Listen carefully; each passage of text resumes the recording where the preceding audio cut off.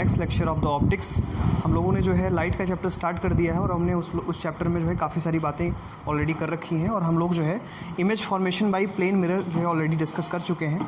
और हम लोग जो है image formation bye spherical mirror की बात कर रहे थे, तो हम लोग बात कर रहे हैं image formation bye spherical mirror. ठीक है, तो हम लोग जो है image formation bye spherical mirror की बात कर रहे थे और उसमें हमने काफ़ी सारे कॉन्सेप्ट्स को डिस्कस किए थे, जिसमें 3 इंपॉर्टेंट कॉन्सेप्ट मैंने आपको डिस्कस किया था कि प्रिंसिपल एक्सिस क्या होता है, principal axis, what is the principal axis. Second मैंने आपसे डिस्कस किया था what is the radius of curvature, radius of curvature. Third जो इंपॉर्टेंट पॉइंट मैंने डिस्कस किया था दैट इज फोकस, राइट। ये 3 इंपॉर्टेंट पॉइंट जो है मैंने आपको डिस्कस किए थे। एक और पॉइंट मैंने आपको डिस्कस किया था दैट इज द पोल। ठीक है, तो ये 4 पॉइंट्स जो है मैंने आपको पिछले वाले लेक्चर्स में, अगर आपने देखा होगा तो हमने उसमें डिस्कस किया है। ठीक है, तो अगर आपने इसको नहीं देखा है तो एक बार जा करके फिर से आप देखें, एक बार फिर से मैं इसको बता दे रहा हूँ, है ना, आपका कॉन्सेप्ट थोड़ा सा क्लियर हो जाए। तो मैंने आपको बताया था कि जो स्फेरिकल मिरर होता है, बेसिकली मिरर जो है एक ऐसा अरेंजमेंट होता है जिसमें हम किसी भी ट्रांसपेरेंट मीडियम का एक सरफेस पॉलिश कर देते हैं। मान लीजिए मैंने आपको प्लेन मिरर का बताया था, तो प्लेन मिरर में एक इस तरह का ट्रांसपेरेंट मीडियम होगा जिसका एक सरफेस हम क्या कर देंगे, पॉलिश कर देंगे। तो जो सरफेस पॉलिश्ड होगा इसे हम कहेंगे पॉलिश सरफेस, और लाइट यहाँ से आएगी और इस पॉलिश सरफेस से टकरा करके वापस जाएगी, तो जिस सरफेस से टकरा के वापस जा रही है इसे हम कहेंगे रिफ्लेक्टिंग सरफेस। क्या कहते हैं इसको हम, reflecting surface. This is known as the reflecting surface and this is known as the polish surface. और इसमें मैंने आपको बताया था इसमें सिल्वर के कंपाउंड्स जो होते हैं उनका यूज़ हम लोग जो है पॉलिश करने में करते हैं, जैसे AgBr हो गया, सिल्वर ब्रोमाइड हो गया, है ना। तो इन सब का यूज़ जो है हम लोग पॉलिश करने में करते हैं, क्योंकि सिल्वर एक ऐसा कह सकते हैं मेटल है जो सबसे ज़्यादा लाइट को क्या करता है, रिफ्लेक्ट करता है। ठीक है, फिर मैंने आपको बताया था कि किस तरह से स्फेरिकल मिरर का फॉर्मेशन होता है। तो मैंने आपको बताया था कि स्फेरिकल मिरर बेसिकली जो है किसी एक स्फीयर का पार्ट होता है। एक स्फीयर आप समझ रहे हैं, है ना, फुटबॉल शेप। और ये जो स्फीयर है वो कैसा है, वो ट्रांसपेरेंट है, it is the transparent, glass का बना हुआ है। इसमें से हम क्या करते हैं, एक पीस इस तरह से कट कर लेते हैं, लाइक दैट। तो जब इस तरह का एक पीस कट करेंगे तो कुछ इस तरह का फॉर्मेशन यहाँ पर होगा, लाइक दैट। इस तरह का फॉर्मेशन आपको यहाँ पर मिलेगा। तो ये जो फॉर्मेशन यहाँ पे स्फीयर से कट करके ये जो आया है, ये जो सरफेस है, अगर इसका एक सरफेस, अगर इसका हम आउटर सरफेस पॉलिश कर दें, अगर इसका हम आउटर सरफेस पॉलिश कर दें, तो ये जो अरेंजमेंट बना इसे हम कहते हैं, this is known as the concave. क्या कहते हैं, कॉनकेव। ये सभी मैथमेटिकल टर्म्स हैं। ये जो कॉनकेव, कॉन्वेक्स, ये सब आप ज्योमेट्री में पढ़ चुके हैं। आपको बताया गया होगा कि कॉनकेव शेप क्या होता है, कॉन्वेक्स शेप क्या होता है। तो ये बेसिक चीज़ें आपको इन्फॉर्म की गई होंगी, राइट। तो ये जो सरफेस बना, अगर आपके पास ये कर्व सरफेस है, इसका आउटर सरफेस आपने पॉलिश कर दिया, तो इस तरह के अरेंजमेंट को हम क्या कहते हैं, कॉनकेव अरेंजमेंट कहते हैं, क्योंकि हमने इसका एक सरफेस पॉलिश किया है और यहाँ पे प्रोसेस ऑफ रिफ्लेक्शन होगा, इस वजह से इसको हम क्या कहते हैं, कॉनकेव मिरर कहते हैं। What we call that, concave mirror. इसे हम क्या कहेंगे, कॉनकेव मिरर कहेंगे। सिमिलरली कुछ आप इस तरह से समझ सकते हैं कि अगर आपके पास ये स्फीयर का यही पार्ट है और इसका आपने इनर सरफेस पॉलिश कर दिया, और मैंने जैसा कि बताया आपको कि पॉलिश करने के लिए हम लोग जो है AgBr that is the silver bromide का यूज़ करते हैं, क्योंकि सिल्वर सबसे ज़्यादा लाइट को क्या करता है, रिफ्लेक्ट करता है। पॉलिश करने के लिए और भी कंपाउंड्स का यूज़ हम कर सकते हैं, but silver bromide is the best to the polish the surface. तो ये अगर हमने इसका इनर सरफेस पॉलिश कर दिया तो ये आउटर सरफेस रिफ्लेक्टिंग सरफेस बन जाएगा, और इस कंडीशन में इसे हम कहते हैं कॉन्वेक्स। क्या कहते हैं इसे हम, कॉन्वेक्स। तो अगर आउटर सरफेस इसका रिफ्लेक्टिंग है तो कॉन्वेक्स, अगर इनर सरफेस रिफ्लेक्टिंग है तो क्या होगा, कॉनकेव। क्योंकि ये इसका एक सरफेस पॉलिश है, इसलिए हमको क्या कहेंगे, इसको हम मिरर कहेंगे। तो स्फेरिकल मिरर में केवल 2 ही हमें पढ़ने होते हैं, convex mirror and concave mirror. ठीक है, अब इसकी बेसिक चीज़ें समझ लीजिए। ये जो कर्व आपके पास है, इस कर्व का जो सेंटर होगा, इस कर्व का जो सेंटर होगा या इस कर्व का जो सेंटर होगा, इसे हम कहते हैं पोल। क्या कहते हैं, पोल। तो इसमें से मैं कोई एक एग्जाम्पल लेता हूँ और उससे रिलेटेड ये जो 4 पॉइंट हैं, इनको मैं क्या करता हूँ, बहुत ही डिटेल में स्टडी कर देता हूँ, डिटेल में मैं आपको बता देता हूँ। उसके बाद फिर हम एक एक करके लेंगे कि कॉन्वेक्स से इमेज का फॉर्मेशन कैसे होता है और कॉनकेव से इमेज का फॉर्मेशन कैसे होता है। तो आइए देखते हैं। तो इसके लिए हम लोग क्या करते हैं, इसके लिए सबसे पहले हम एग्जाम्पल ले लेते हैं कॉनकेव मिरर का। ठीक है, तो कॉनकेव मिरर में जैसा कि मैंने आपको बताया कि कॉनकेव मिरर एक ऐसा मिरर होगा, देखिए एक्चुअल में तो ये ऐसे कुछ होता है, इस तरह से होगा और इसका आउटर सरफेस इस तरह से पॉलिश होगा। लेकिन जब हम लोग ऑप्टिक्स में, ऑप्टिक्स का मतलब स्टडी ऑफ लाइट, जब हम ऑप्टिक्स में इसको स्टडी करते हैं तो इसको सिंबॉलिक फॉर्म में रिप्रेजेंट करते हैं और सिंबॉलिक फॉर्म में रिप्रेजेंट करने के लिए केवल एक ऐसा कर्व बना देते हैं और इस कर्व का एक सरफेस हम क्या कर देते हैं, इस तरह से पॉलिश कर देते हैं। जब इसका एक सरफेस ऐसे पॉलिश कर देते हैं तो ये जो अरेंजमेंट बना उसे हम क्या कहते हैं, इसे हम जो है क्या कहते हैं बेटा, this is known as the concave mirror. क्या कहते हैं इसे हम, कॉन्केव मिरर। तो हम लोग ये वाला अरेंजमेंट लेते हैं और इसके बेसिस पे चीज़ों को एक्सप्लेन करते हैं। ये जो मैंने यहाँ पे 4 पॉइंट लिखे हैं ये बहुत ही बेसिक हैं।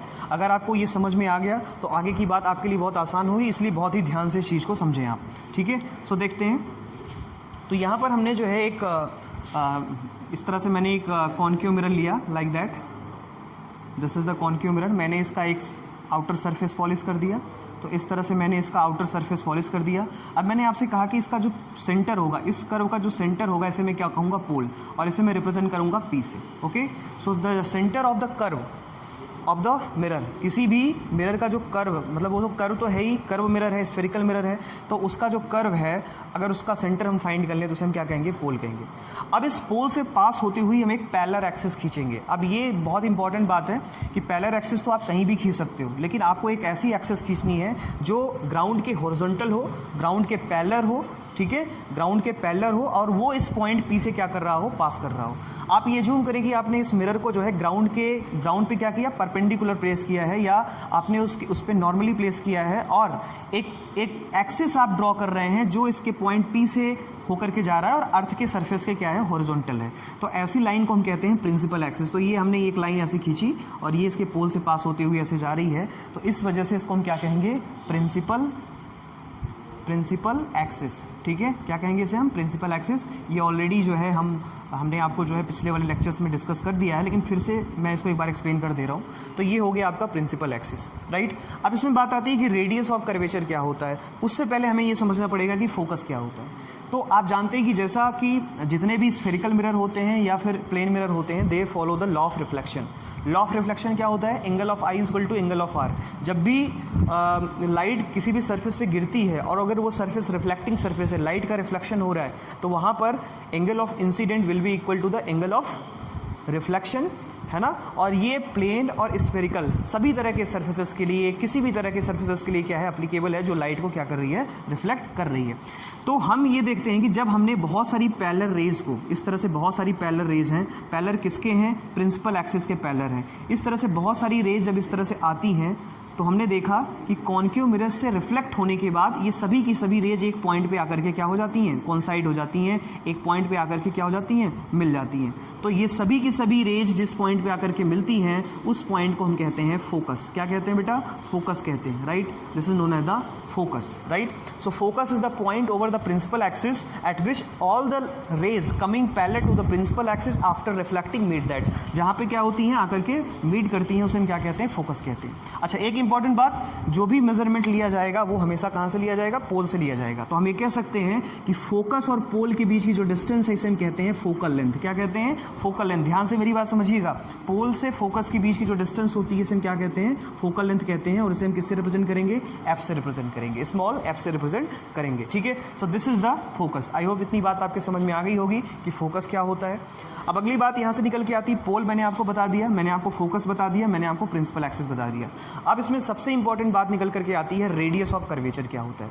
तो रेडियस ऑफ कर्वेचर के लिए थोड़ा सा आपको पीछे जाना पड़ेगा और यहाँ पे ये समझना पड़ेगा कि जो ये कर्व है, ये जो आपने ये कॉन्केव मिरर बनाया है, इस कॉन्केव मिरर को बनाने के लिए आपने एक स्फीयर का यूज़ किया था।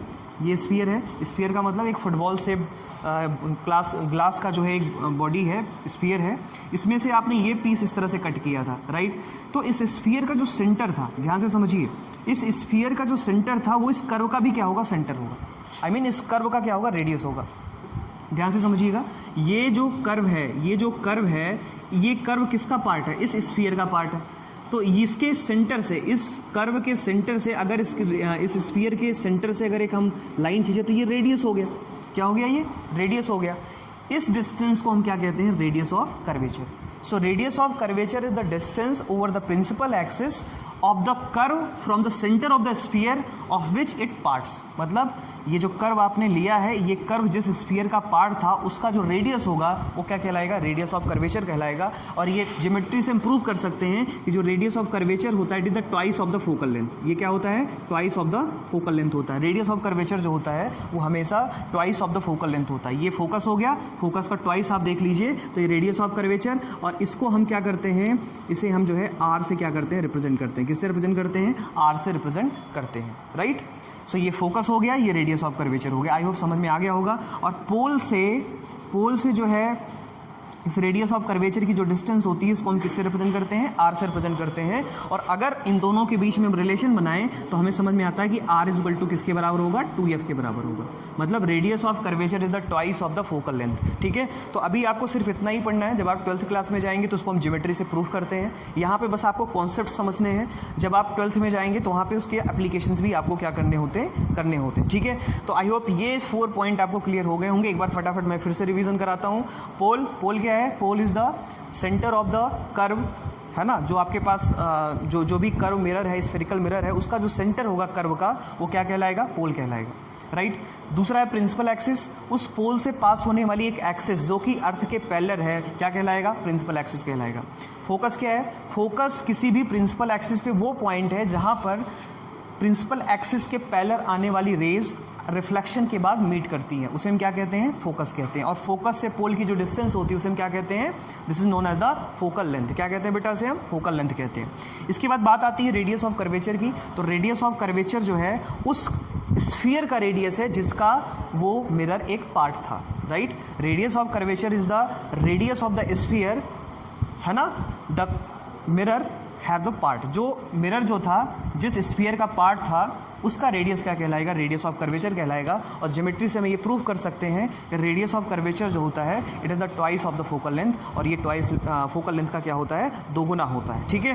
तो आई होप इतनी बात आपको बेसिक क्लियर हो गई होगी। अब हम लोग जो है आगे की बात करेंगे और भी इमेज फॉर्मेशन की बात करेंगे। तो एक एक करके हम लेते हैं। सबसे पहले हम कॉन्वेक्स से क्या करेंगे, इमेज का फॉर्मेशन देखेंगे। उसके बाद हम लोग जो है कॉन्केव से इमेज का फॉर्मेशन देखेंगे। तो आइए सबसे पहले हम लोग देखते हैं कि किस तरह से जो है कॉन्केव में इमेज का फॉर्मेशन होता है। So let we see that.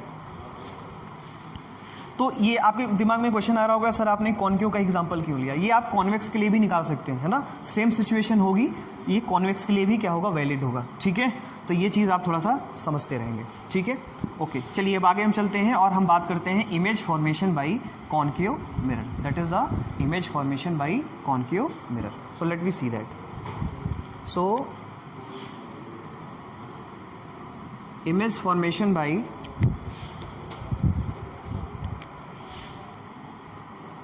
या सबसे पहले कुछ रूल्स डिस्कस करते हैं हम। Rules to formation of image, ठीक है। Rule to formation of image by spherical mirror, ठीक है। हम लोग बात करेंगे कि किस तरह से स्फेरिकल मिरर में जो है इमेज का फॉर्मेशन होता है। इमेज का फॉर्मेशन अगर होता है तो उसके क्या क्या रूल्स हैं, ये जो है हम क्या करेंगे इस वाले लेक्चर में देखेंगे। तो इसके लिए क्या करते हैं, इसके लिए कुछ बेसिक रूल्स हैं जिसको हम क्या करेंगे यहाँ पे देखेंगे। सबसे पहला जो बेसिक रूल है वो ये है कि अगर आपके पास कोई जो है कॉन्केव मिरर है, आपके पास कोई एक कॉन्केव मिरर है, तो आप स्फेरिकल मिरर में कॉन्केव मिरर मान लीजिए हम कॉन्केव मिरर के लिए क्या कर रहे हैं, इसको स्टडी कर रहे हैं, कॉन्केव, ठीक है।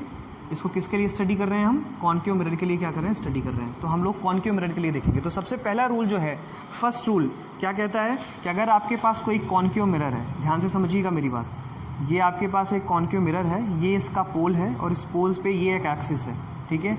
ये इसको हम कहते हैं प्रिंसिपल एक्सिस, आप जानते हैं। तो अगर कोई लाइन, फर्स्ट रूल ये कहता है image formation bye spherical mirror, that is concave mirror में पहला रूल ये कहता है कि अगर कोई ऐसी रे है जो इस प्रिंसिपल एक्सिस के पैरेलल है, मान लीजिए ये कोई रे है जो प्रिंसिपल एक्सिस के क्या आ रही है, पैरेलल आ रही है, तो after reflection passing through the focus, ये रिफ्लेक्शन होने के बाद ये लाइट कहाँ से पास होगी, फोकस से पास होगी। कहाँ से पास होगी, फोकस से पास होगी। लाइट कहीं से भी आए, लेकिन कंडीशन ये है कि हमेशा वो प्रिंसिपल एक्सिस के क्या हो, पैरेलल हो। तो अगर लाइट, एक रे ऑफ लाइट आ रही है, एक बीम ऑफ लाइट आ रही है जो प्रिंसिपल एक्सिस के क्या है, पैरेलल है, तो ऐसी सिचुएशन में क्या होगा, रिफ्लेक्शन के बाद वो कहाँ से पास करेगी, फोकस से पास करेगी। हर सिचुएशन में ऐसा पॉसिबल होगा, ठीक है। सो ये कैसी रे है, this is the parallel to the, this is the parallel to the principal axis, ठीक है। This is parallel to the principal axis. ये हमेशा किसके पैरेलल होगा, प्रिंसिपल एक्सिस के क्या होगा, पैरेलल होगा। आई होप इतनी बात आपके समझ में आ गई होगी। अब हम लोग जो है आगे की बात करते हैं, और आगे की बात में जो है और दूसरे रूल को डिस्कस करते हैं। सेकेंड रूल जो कहता है, सेकेंड रूल आपका क्या है, सेकेंड रूल ये है कि अगर कोई रे ऑफ लाइट जो है वो आपका रेडियस ऑफ कर्वेचर से क्या होता है, पास आउट होता है ना। ध्यान से समझिएगा, ये आपके पास एक कॉन्केव मिरर है।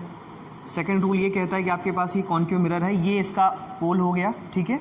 ये इसका बेटा हो गया फोकस, और इससे ट्वाइस डिस्टेंस पे इसका रेडियस ऑफ कर्वेचर होगा। तो किसी किसी बुक में रेडियस ऑफ कर्वेचर को आर से रिप्रेजेंट किया गया है, किसी किसी बुक में जो है इसे सी से रिप्रेजेंट किया गया है। तो यहाँ पे हम इसको किससे रिप्रेजेंट करते हैं, कैपिटल सी से।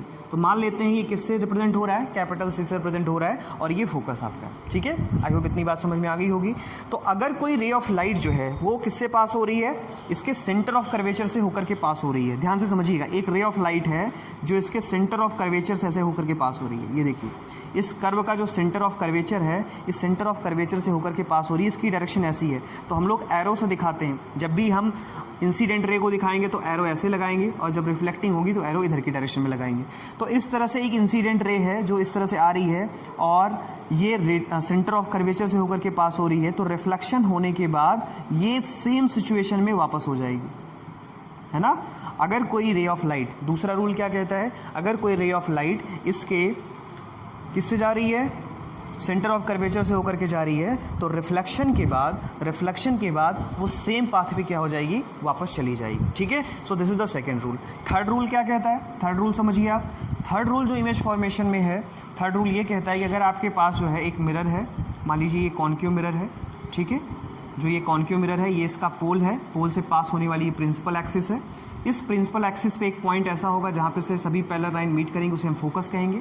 तो मान लीजिए कोई एक रे ऑफ लाइट है जो इसके फोकस से होकर के जा रही है। ध्यान से समझिएगा मेरी बात, ये रे ऑफ लाइट है जो इसके फोकस से पास आउट हो रही है। ध्यान से समझिए, पैरेलल नहीं है, ये इसके फोकस से क्या हो रही है, पास आउट हो रही है। तो रिफ्लेक्शन के बाद जो रिफ्लेक्टेड रे होगी वो प्रिंसिपल एक्सिस की क्या हो जाएगी, पैरेलल हो जाएगी। क्या हो जाएगी, पैरेलल हो जाएगी। बस उसकी डायरेक्शन जो होगी वो क्या होगी, अलग डायरेक्शन में होगी, ठीक है। इतनी बात आपके समझ में आ गई होगी। सो when a ray of light is passing through the focus after reflection become parallel to the principal axis, ये प्रिंसिपल एक्सिस की क्या हो जाती है, पैरेलल हो जाती है, ठीक है। इतनी बात आपके समझ में आ गई होगी। तो ये तीन रूल मैंने आपको डिस्कस कर दिया। फोर्थ रूल क्या है, फोर्थ रूल ये कहता है कि अगर आपके पास कोई एक मिरर है, मान लीजिए ये मिरर है। अच्छा, ये जो रूल्स मैं बता रहा हूँ ये कॉन्वेक्स और कॉन्केव दोनों के लिए क्या है, वैलिड है, ठीक है। ये आगे चल के हम फिर से देख लेंगे कॉन्वेक्स के लिए, अभी फिलहाल हम लोग जो है कॉन्केव के लिए देख रहे हैं। तो ये इस तरह से जो है, ये आपके पास प्रिंसिपल एक्सिस हो गई, ये पोल हो गया। अब मान लीजिए कोई लाइट की रे है जो इसके पोल से होकर के जा रही है। ध्यान से समझिएगा मेरी बात, ये पोल से होकर के जा रही है, इंसिडेंट रे जो है वो पोल की तरफ टुवर्ड्स है। तो रिफ्लेक्शन के बाद वो सेम एंगल के साथ क्या हो जाएगी, वापस हो जाएगी।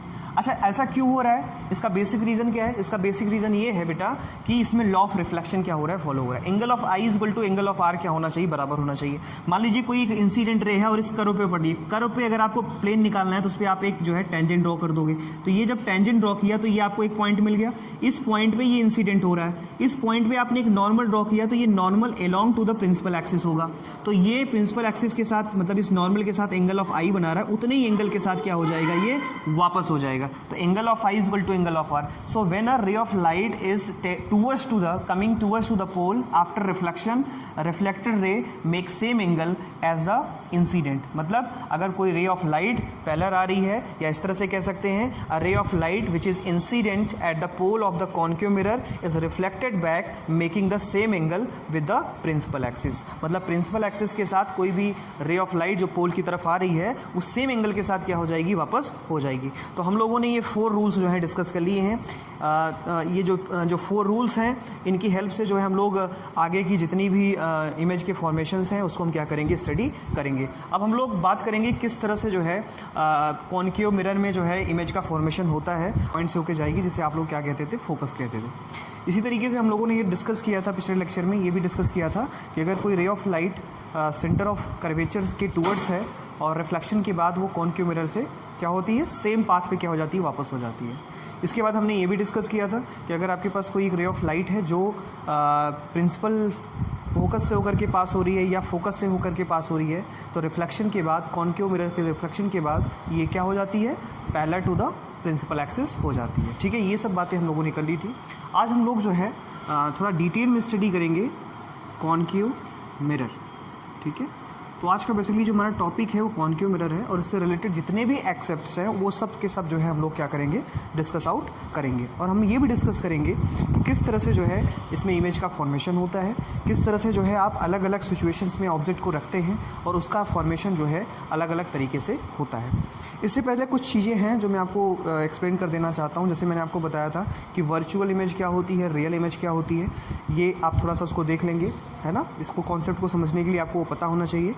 उसके बाद मैंने आपको पिछले वाले लेक्चर्स में ये भी बताया है कि लैटरल इन्वर्जन का मतलब क्या होता है, इरेक्ट इमेज का मतलब क्या होता है, ठीक है ना, डिमिनिश्ड इमेज का क्या मतलब होता है। तो ये सब बेसिक चीज़ें जो है मैंने आपको पिछले वाली क्लासेस में ऑलरेडी डिस्कस कर रखी हैं। तो सबसे पहले आप उन वीडियोस को देखिए, उसके बाद इस वाले टॉपिक पर आइए।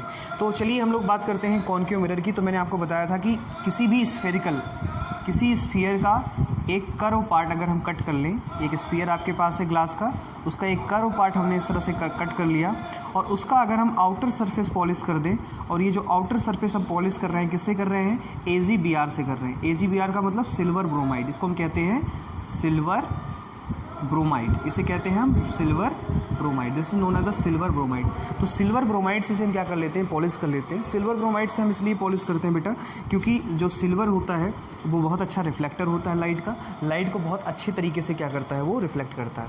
अच्छा, इसको मैंने आपको बताया था कि इसको हम सिंपली ऑप्टिक्स में कैसे रिप्रेजेंट करते हैं। ऑप्टिक्स में रिप्रेजेंट करने के लिए हम सिंपल सा इस तरह से कर्व बनाते हैं और इस तरह से डॉटेड लाइन में इस तरह से रिप्रेजेंट कर देते हैं। तो जिधर की तरफ हम इस तरह से क्रॉस लाइन बनाते हैं वो कैसी सरफेस होती है, इसे हम कहते हैं, this is known as the polish surface. Polish surface क्या कहते हैं इसे, पॉलिश सरफेस। और किसी बुक में इसे जो है ऑब्क्यू सरफेस भी लिखा जाता है। क्या लिखा जाता है, ऑब्क्यू सरफेस, जिसका एक सरफेस क्या हो, ऑब्क्यू, जिससे लाइट पास आउट ना हो सके। ऐसा अरेंजमेंट इसलिए किया जाता है कि लाइट जब इससे टकराए तो ये बाहर की तरफ ना निकल सके, मतलब इसको पेंट्रेट करके बाहर की तरफ ना जा पाए और लाइट रिफ्लेक्ट हो जाए। ठीक है, ये हमारे पास एक अरेंजमेंट है, इसे हम क्या कहते हैं, कॉन्केव मिरर कहते हैं। इसमें क्या होता है, इसमें बाहर का सरफेस पॉलिश होता है और इनर सरफेस क्या होता है, ये रिफ्लेक्टिंग सरफेस होता है। ठीक है, अब इसकी कुछ बेसिक चीज़ें मैं आपको बताता हूँ। कॉन्केव मिरर को हम लोग जो है एक नए नाम से पुकारते हैं और इसका नाम जो है ये आपके एग्जाम में काफ़ी बार पूछा जाता है। इसे हम कहते हैं, this is known as the converging mirror. इसे हम क्या कहते हैं बेटा, कन्वर्जिंग मिरर कहते हैं। This is known as the converging mirror, this is known as the converging mirror. इसे हम क्या कहते हैं, कन्वर्जिंग मिरर कहते हैं। जब लाइट की रेज जो हैं, इसको कन्वर्जिंग क्यों कहते हैं, इसको समझिए। मान लीजिए आपके पास ये कॉन्केव मिरर था इस तरह से, है ना, ये इसका पोल है, इस पोल से पास होने वाली जो लाइन है इसे हम क्या कहते हैं, this is known as the principal axis. और इस प्रिंसिपल एक्सिस पे एक ऐसा पॉइंट होगा जहाँ पर लाइट टकरा करके वापस आएगी। तो हम देखते हैं कि जब लाइट इस तरह से आती है ना, लाइट इस तरह से आती है पैरेलल, राइट, प्रिंसिपल एक्सिस के पैरेलल जब रेज आती हैं तो रिफ्लेक्शन के बाद ये सारी की सारी लाइट जो है मुड़ जाती हैं और मुड़ने के बाद एक पॉइंट से होकर के पास हो जाती है। मतलब बहुत सारी लाइट्स ऐसे आ रही थी और कॉन्केव ने क्या किया, उसको रिफ्लेक्ट करके एक पॉइंट पे कॉन्सिडेंट कर दिया, मतलब सबको क्या कर दिया, कन्वर्ज कर दिया। कन्वर्ज का मतलब कि जो लाइन पैरेलल जा रही थी उनको मोड़ करके एक पॉइंट पे कॉन्सिडेंट कर दिया। ठीक है, तो इस वजह से इसको हम क्या कहते हैं, कन्वर्जिंग मिरर कहते हैं। तो ये इंपॉर्टेंट पॉइंट थोड़ा सा आपके ध्यान में होना चाहिए कि इसको हम कन्वर्जिंग मिरर क्यों कहते हैं? Because when a ray of light coming parallel to the principal axis after reflection converge, ये लाइट सभी लाइट्स क्या कर देती हैं? कन्वर्ज कर देती है। ठीक है, तो ये बहुत ही इंपॉर्टेंट पॉइंट है, बहुत ही इंपॉर्टेंट पॉइंट है। इस पॉइंट को आप लोग जो है बहुत अच्छे से समझते रहें, क्योंकि इससे रिलेटेड जो है क्वेश्चंस बहुत ज़्यादा पूछे जाते हैं और क्वेश्चन आते भी हैं, तो इसलिए जो है आप लोग इसको बहुत अच्छे से मॉडिफाइड कर लें, बहुत अच्छे से समझ लें। ठीक है, तो इस चीज़ को हम देखेंगे, है ना। तो इसको कन्वर्जिंग क्यों कहते हैं? आई होप ये बात समझ में आ गई होगी। अब हम लोग जो है इसके इमेज की फॉर्मेशन को देखेंगे। अच्छा, इसी तरीके से जब हम लोग कॉन्वेक्स की बात करते हैं तो यही साथ साथ मैं आपको बताते चलता हूँ। अगर आपके पास एक कॉन्वेक्स मिरर है, मान लीजिए आपके पास कॉन्वेक्स का मतलब कैसा हुआ? कॉन्वेक्स का मतलब इसका आउटर सरफेस क्या होगा? रिफ्लेक्टिंग होगा और इनर सरफेस को क्या कर दिया जाएगा? पॉलिश कर दिया जाएगा। तो देखिए हमने इसके इनर सरफेस को पॉलिश कर दिया, ये पोल हो गया और इस पोल से पास होने वाली ये लाइन है इस तरह से। ठीक है, तो लाइट की रे जब इस तरह से आती है तो टकराने के बाद देखिए, क्योंकि इसका कर्व बाहर की तरफ है, तो जब इस पर टेंजेंट आप ड्रॉ करोगे तो कुछ इस तरह से होगा।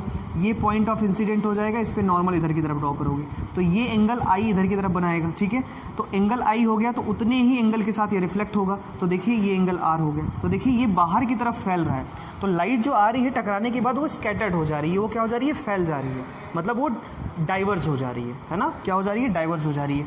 इसी तरीके से रे ऑफ लाइट जब आती है तो इधर भी डाइवर्ज हो जाएगी, क्या होगी? इधर भी डाइवर्ज हो जाएगी।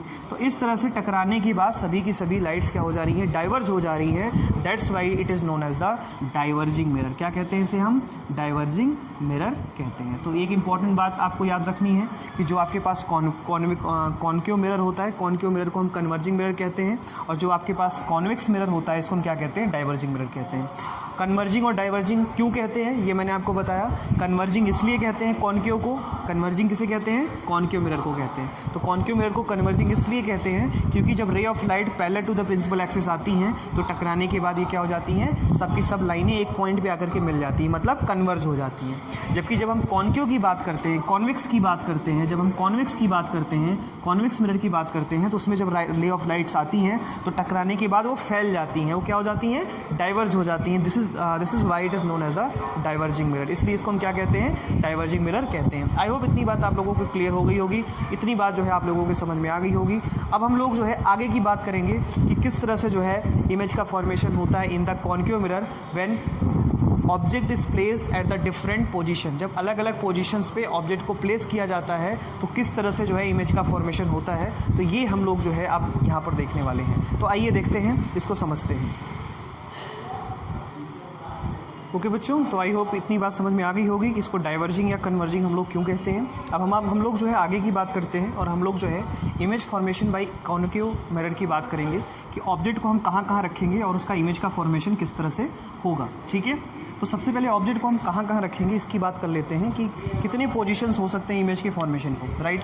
तो सबसे पहले हम लोग जो है जो ऑब्जेक्ट को प्लेस करेंगे सबसे पहले इन्फिनिटी पे प्लेस करेंगे।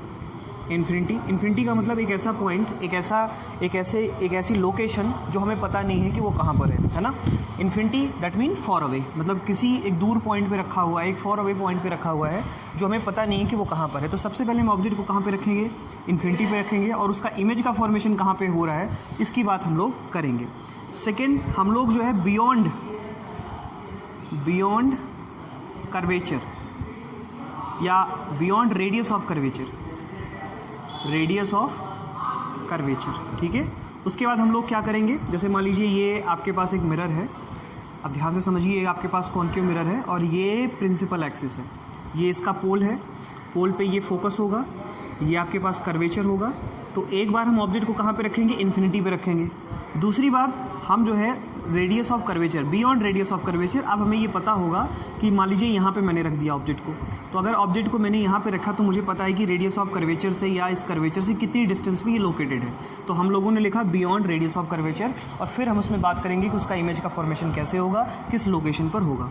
थर्ड जो पॉइंट है, उसके बाद हम कहाँ पे रखेंगे इसको? कर्वेचर पे रखेंगे या रेडियस ऑफ कर्वेचर पे रखेंगे, रेडियस ऑफ कर्वेचर, ठीक है, रेडियस ऑफ कर्वेचर, या एट सी पर क्या करेंगे? इसे प्लेस कर देंगे। किस पे प्लेस करेंगे? सी पॉइंट पे प्लेस कर देंगे। तो ये आपका यहाँ पर आ जाएगा, तो उसका इमेज का फॉर्मेशन हम लोग देखेंगे। फोर्थ जो लोकेशन है, पहले ये लोकेशन को समझ लीजिए। आपको इसी सीक्वेंस में क्या करना है, चीज़ों को याद करना है, उसको रिमेंबर करना है। तो सबसे पहले ये जो फोर्थ पॉइंट है आपका, ये मैंने आपको बताया कि रेडियस ऑफ कर्वेचर। अब ये रेडियस ऑफ कर्वेचर पे तो हमने रख दिया, अब इन दोनों के बीच में आएंगे, फोकस और रेडियस ऑफ कर्वेचर के बीच में हम रखेंगे। So focus and radius of curvature, radius of curvature, ठीक है। तो अब हम क्या करेंगे, C एंड F के बीच में लिखेंगे, बिटवीन C एंड F, ठीक है। तो हम रेडियस ऑफ कर्वेचर और फोकस के बीच में क्या करेंगे, ऑब्जेक्ट को प्लेस करेंगे, और उसका इमेज का फॉर्मेशन कैसे हुआ इसको हम क्या करेंगे, डिनोट करेंगे, इसको हम समझेंगे। फिफ्थ जो पॉइंट है, क्योंकि अब इसके बीच में हमने रखा, अब इस ऑब्जेक्ट को हम यहाँ पर रखेंगे, ठीक है। कहाँ पे, फोकस पे। तो अब फिफ्थ पॉइंट में हम कहाँ रखेंगे, एट फोकस। कहाँ रखेंगे, एट फोकस। तो फोकस पे रख देंगे तो देखेंगे कि उसका इमेज का फॉर्मेशन कहाँ पे हो रहा है। ये कॉन्वेक्स और कॉन्केव दोनों के लिए क्या है, वैलिड है। तो इस बात को थोड़ा सा आप समझते रहेंगे। तो हम लोग जो है फिफ्थ पॉइंट एट फोकस पे क्या करेंगे, प्लेस कर देंगे। इसके बाद जो सिक्स पॉइंट आता है, ये 6 लोकेशन आपको रिमेंबर रखनी है। 6 लोकेशन पोल और फोकस के बीच में रखेंगे, बिटवीन F एंड P, ठीक है। तो मैंने यहाँ पर जो है 6 लोकेशन इंडिकेट किया है। इसमें क्या करना है, इसी के अकॉर्डिंग आपको ऑब्जेक्ट को अलग अलग पोजीशंस पे रखना है, और उसके इमेज को क्या करना है, देखना है कि उसके इमेज का फॉर्मेशन कहाँ पर हो रहा है। एक बार फिर से मैं आपको बता दे रहा हूँ, ये आपके पास एक कॉन्केव मिरर है। इस कॉन्केव मिरर से यहाँ पे ये फोकस होगा, इसका ट्वाइस सेंटर ऑफ कर्वेचर होगा, और इसके इधर इन्फिनिटी पे वैल्यू रखी जाएगी। तो सबसे पहले हम कहाँ रखेंगे, इन्फिनिटी पे रखेंगे। दूसरी बार हम ऑब्जेक्ट को कहाँ पर रखेंगे, बियॉन्ड रेडियस ऑफ कर्वेचर। तो हम एक ऐसे पॉइंट लोकेशन पे रखेंगे जो C से हमें नोन होगा, ठीक है। इसके बाद रेडियस ऑफ कर्वेचर बिल्कुल से C पे रख देंगे, तो उसका इमेज का फॉर्मेशन कहाँ पे होगा, ये देखेंगे। फोर्थ पॉइंट जो है, हम देखेंगे कि focus and radius of curvature, between focus and, इसके और इसके बीच में ऑब्जेक्ट को रख दिया गया। उसके बाद ऑब्जेक्ट को हम थोड़ा और पास में लाते हैं, तो हमने कहाँ पे रख दिया, फोकस पे रख दिया। और फिर हमने जो है इसको कहाँ पे रख दिया, फोकस और पोल के बीच में रख दिया। तो ये कुल मिलाकर के 6 पोजीशंस है, और इन 6 पोजीशंस के बेसिस पे हम लोग जो है इमेज का फॉर्मेशन करेंगे, और देखेंगे कि किस तरह से जो है इमेज का फॉर्मेशन हो रहा है यहाँ पर। तो आइए देखते हैं कि किस तरह से हम लोग जो है कॉन्केव मिरर में इमेज का फॉर्मेशन कर सकते हैं। सो लेट वी सी, देखते हैं किस तरह से जो है जब किसी भी ऑब्जेक्ट को कहाँ पर प्लेस किया जाता है, इन्फिनिटी पे प्लेस किया जाता है। जब कि किसी ऑब्जेक्ट को कहाँ पे प्लेस किया जाएगा, एट इन्फिनिटी, ठीक है। मैं इसको फिर से लिख लेता हूँ, इन्फिनिटी, ठीक है। जब भी किसी भी ऑब्जेक्ट को इन्फिनिटी पे प्लेस किया जाएगा तो किस तरह से इमेज का फॉर्मेशन होगा। तो ये हमारे पास जो है एक कॉन्केव मिरर है, this is known as the concave mirror, ठीक है। ये कॉन्केव मिरर है, और ये आपका यहाँ से पोल है, और इस पोल से पास होने वाली ये लाइन क्या कहलाती है, प्रिंसिपल एक्सिस कहलाती है। ये आपका फोकस है, इसका ट्वाइस पे आपका कर्वेचर होगा, ठीक है।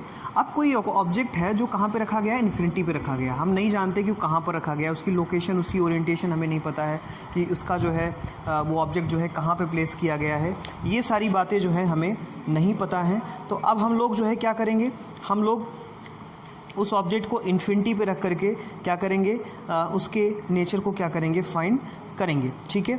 तो देखते हैं कि जब किसी भी ऑब्जेक्ट को इन्फिनिटी पे रखा जाता है तो उसका इमेज का फॉर्मेशन कैसे होता है। तो मान लीजिए ये कोई ऑब्जेक्ट है, इसको हमने इन्फिनिटी पे रख दिया। अब पहली वाली रे तो इसके हेड से जाएगी, इसको हम हेड कहते हैं, इसको हम टेल कहते हैं। इसको मान लो A और ये B, तो कोई एक रे होगी, हमें ये नहीं पता कि ऑब्जेक्ट कहाँ पे है, तो मान लेते हैं कि उसका एक जो रे आएगा उसके हेड से आएगा, तो इस तरह से, और दूसरा जो आएगा इसके टेल से आएगा। और जब आप जानते हैं कि क्योंकि जब रेज आएंगी तो ये कहीं ना कहीं इसके पैरेलल होंगी, और जब पैरेलल होंगी तो आफ्टर रिफ्लेक्शन जो है ये कहीं किसी एक पॉइंट पे क्या करेंगी, मीट करेंगी। और कहीं एक पॉइंट पे मीट करेंगी तो कहाँ पे मीट करेंगी, तो अगर कोई ऑब्जेक्ट जो है यहाँ पर रखा हुआ है इन्फिनिटी पे, तो जो रेज आ रही हैं कुछ इस तरह से आ रही हैं, और आफ्टर रिफ्लेक्शन क्या करेंगी, ये मीट करेंगी इस पॉइंट पर। कहाँ पर मीट करेंगी, इस पॉइंट पर मीट करेंगी, एट द पॉइंट, ठीक है। सो ये ऑब्जेक्ट का लोकेशन हो गया। तो हम कह सकते हैं कि when an object is place at infinity from a concave mirror then image is form at the focus. तो आप देख रहे हैं इसका इमेज कहाँ पे बन रहा है, फोकस पे। तो याद रखना है कि जो रिफ्लेक्टेड रेज होगी, जहाँ पर ये मीट करेगी, जहाँ पर रिफ्लेक्टेड रेज मीट करेगी, वहीं पर इमेज का फॉर्मेशन होगा। तो पहला जो लोकेशन है वो कहाँ पर है, इन्फिनिटी पे है। तो इन्फिनिटी पे रखेंगे तो पहली वाली रेज जो है वो हेड से आएगी, दूसरी इसके टेल से आएगी, और टकराने के बाद ये रिफ्लेक्शन के बाद ये किसी एक पॉइंट पे मीट करेंगी और जहाँ पर मीट करेंगी वहाँ पर इमेज का फॉर्मेशन होगा। तो यहाँ पर मीट कर रही है तो यहाँ पे इमेज का फॉर्मेशन होगा। तो देखिए कहाँ पर इमेज का फॉर्मेशन हो रहा है, एट फोकस। तो यहाँ से हमें कंक्लूजन निकलता है कि when an object is placed at infinity then image form by concave mirror क्या होगा, कहाँ पे फाइंड होगा, एट फोकस कहाँ पे फाइंड होगा, फोकस एफ पे। तो जब भी किसी भी ऑब्जेक्ट को आप इन्फिनिटी पे रखते हो तो उसका जो इमेज का फॉर्मेशन होता है, उसका जो इमेज बनेगा, उसका जो इमेज का फॉर्मेशन होगा वो कहाँ पर बनेगा, फोकस पे होगा। ठीक है।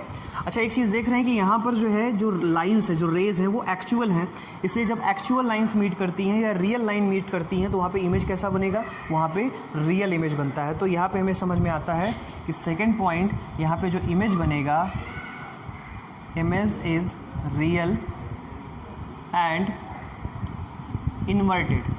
ठीक है। जो इमेज बनेगा वो कैसा होगा, उल्टा होगा, वो कैसा होगा, इन्वर्टेड होगा। तो इमेज तो रियल होगा क्योंकि यहाँ पे रियल लाइंस क्या कर रही है, मीट कर रही है। कहाँ पे बनेगा, एट फोकस पे बनेगा। Second point, image is real and inverted. तीसरा पॉइंट ये आता है कि ये जो इसके साइज जो होगा, इसका जो साइज होगा ये कैसा होगा, पॉइंट साइज होगा, पॉइंट साइज होगा। या इसमें एक केस ये भी है कि पॉइंट साइज होगा या तो smaller than object, smaller than object, है ना। ये इसकी जो साइज़ होगी वो किससे छोटी होगी, ऑब्जेक्ट की साइज़ से क्या होगी, छोटी होगी। ये तो पहला केस है। किसी किसी बुक में इसी फिगर को जो है कुछ अलग तरीके से बनाया गया है, तो उसको भी मैं आपको बता दे रहा हूँ। देखिए यहाँ पर जो है एक, मान लीजिए ये आपके पास कॉन्केव मिरर है और यहाँ से ये इस तरह से प्रिंसिपल एक्सिस पास हो रही है। अब मान लीजिए ये जो मैंने यहाँ पे लोकेशन बनाया है ये तो मैंने इस मिरर के पैरेलल ही यहाँ पे बना दिया है। ठीक है।